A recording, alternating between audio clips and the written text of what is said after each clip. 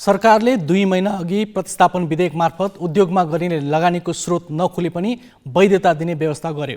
राष्ट्रिय महत्त्वका पूर्वाधार विकास आयोजना तथा उद्योगलाई सहुलियतका नाममा लगानीको स्रोत नखोजिने व्यवस्थाले सरकारी निकायले नै शङ्कास्पद मानेको 13 अर्ब रुपैयाँभन्दा बढी रकमलाई वैधता दिने बाटो खुलेको छ। यो व्यवस्थाबाट विवादास्पद व्यापारी अजयराज सुमार्गी सबैभन्दा बढी लाभान्वित हुनेछन्।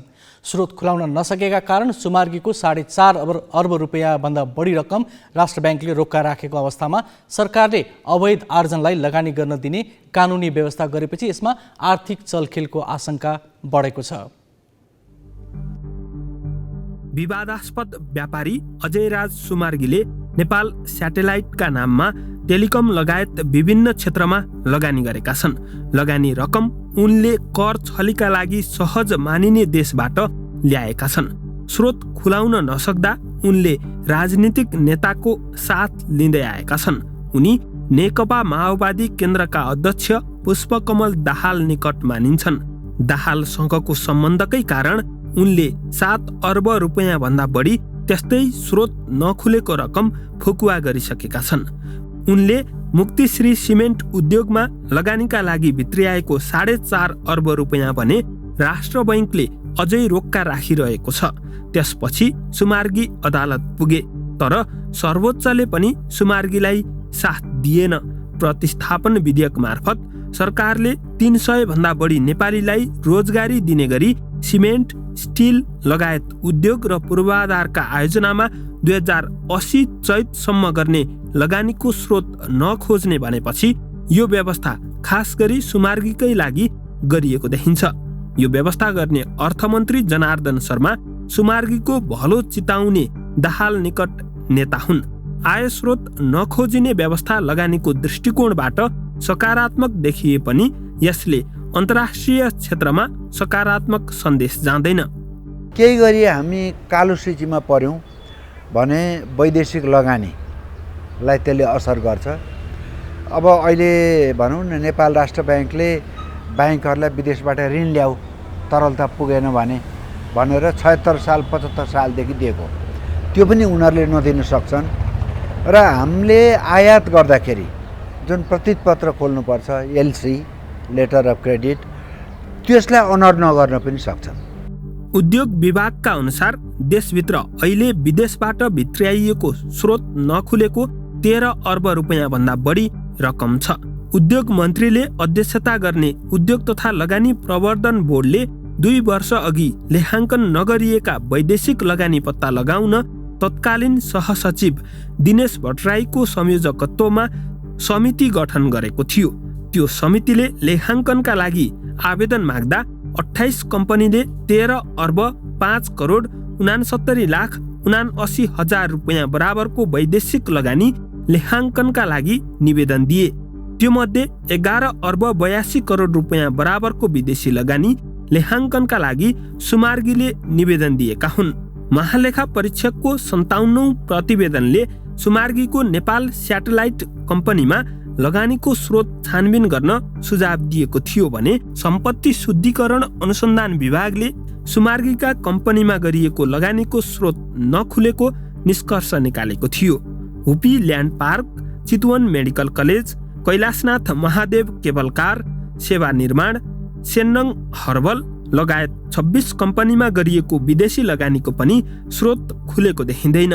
सरकारी अधिकारी स्रोत नखुलेको लगानीलाई वैधता दिने पक्षमा छैनन्।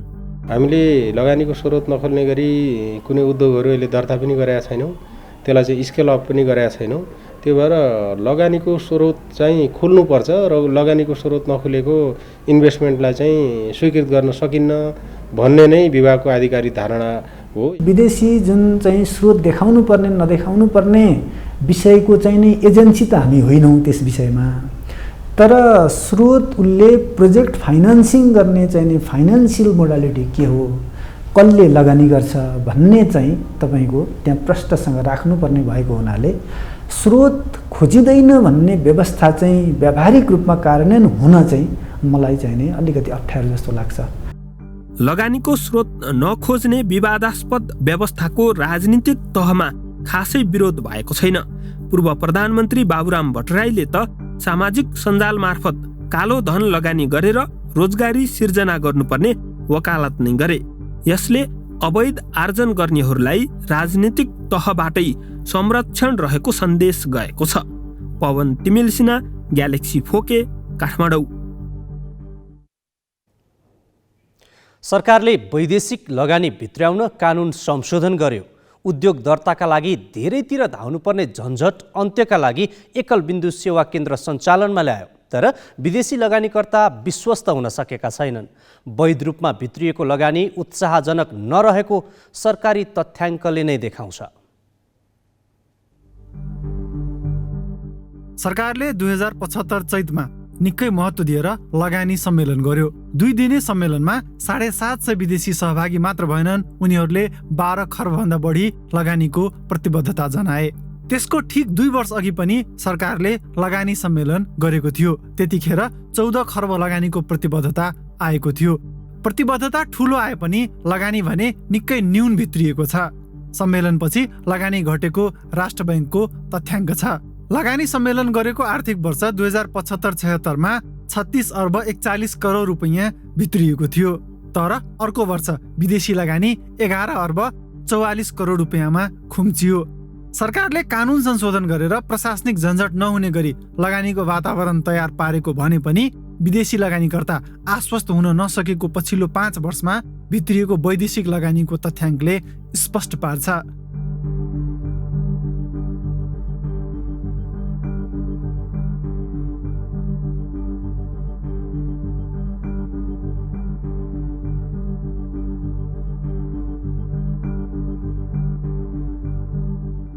सरकारले विदेशी लगानी तथा प्रविधि हस्तान्तरण सम्बन्धी सहितका कानुन त संशोधन गर्यो, तर कार्यशैलीमा सुधार आएन।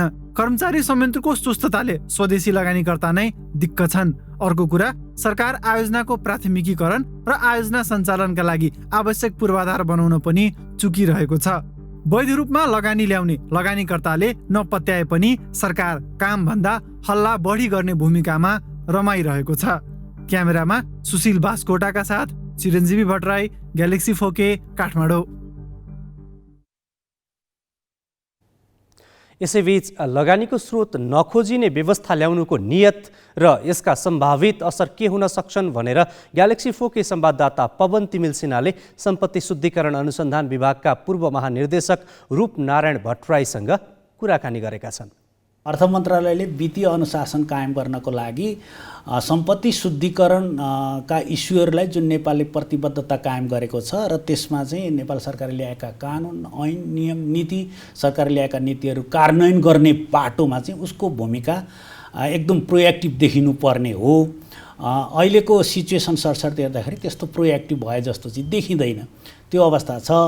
यदि सरकार फाइनेन्सियल डिसिप्लिन मेन्टेन गर्ने हिसाबमा प्रोएक्टिभ भूमिका खेल्न सक्दैन भने हाम्रो यो पारस्परिक जुन मूल्याङ्कन भइराखेको छ यो एसिया पेसिफिक ग्रुपबाट, त्यसबाट आउने प्रतिवेदनको नतिजाले हाम्रो वैदेशिक व्यापार र वैदेशिक लगानीमा चाहिँ ठुलो असर पार्छ।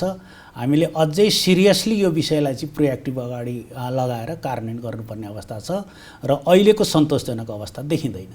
आर्थिक ऐन मार्फत चाहिँ आयकर ऐन संशोधन गरेर सरकारले चाहिँ निश्चित लगानीका क्षेत्रहरूमा चाहिँ लगानीका आयस्रोत नखोजिने भन्ने एउटा व्यवस्था राखेको छ। यो विवादमा पनि परेको छ। यसबारे चाहिँ सरको के छ धारणा?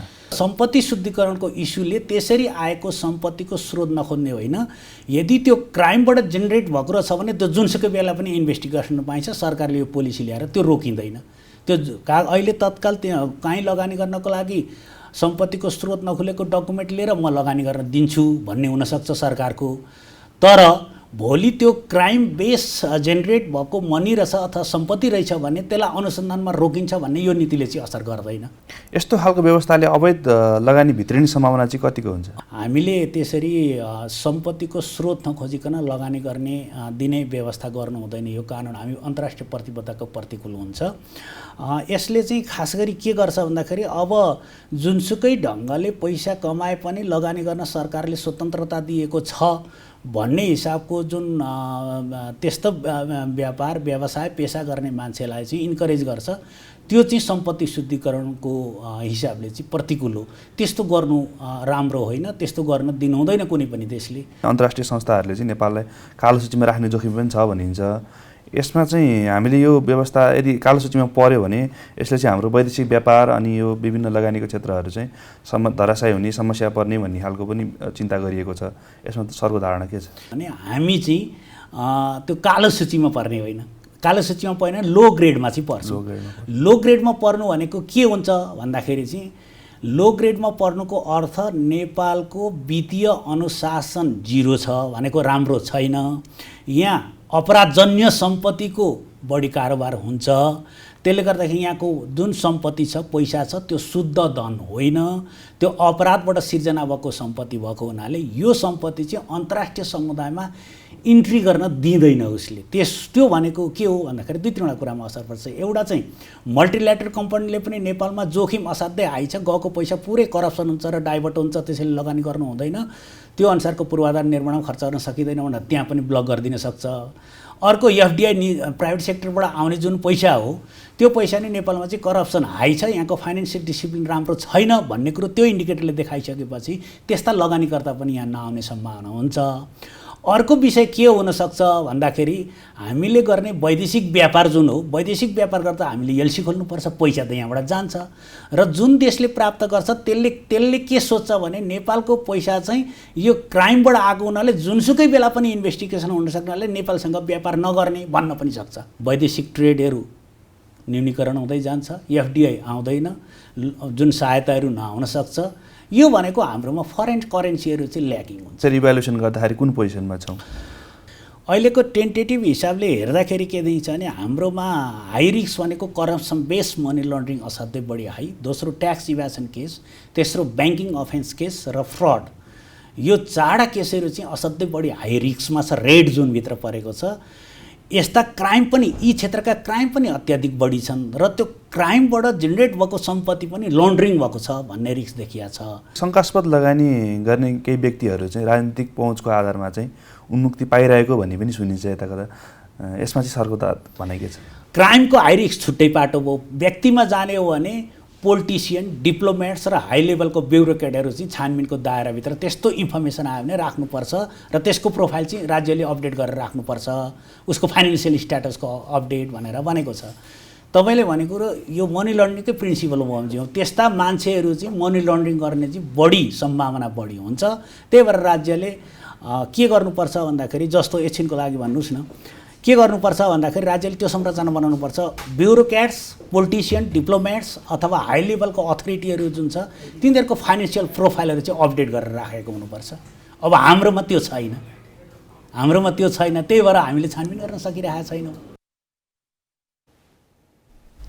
अवैध सम्पत्तिलाई कुनै पनि नाममा मान्यता दिनुलाई स्वाभाविक मान्न सकिन्न। त्यसमाथि नेतासँग नाम जोडिएका र केही वर्ष यता अस्वाभाविक प्रगति गरेका व्यापारी नै यसबाट लाभान्वित हुन्छन् भने शङ्काको सुई सरासर नेतातर्फै सोझिन्छ।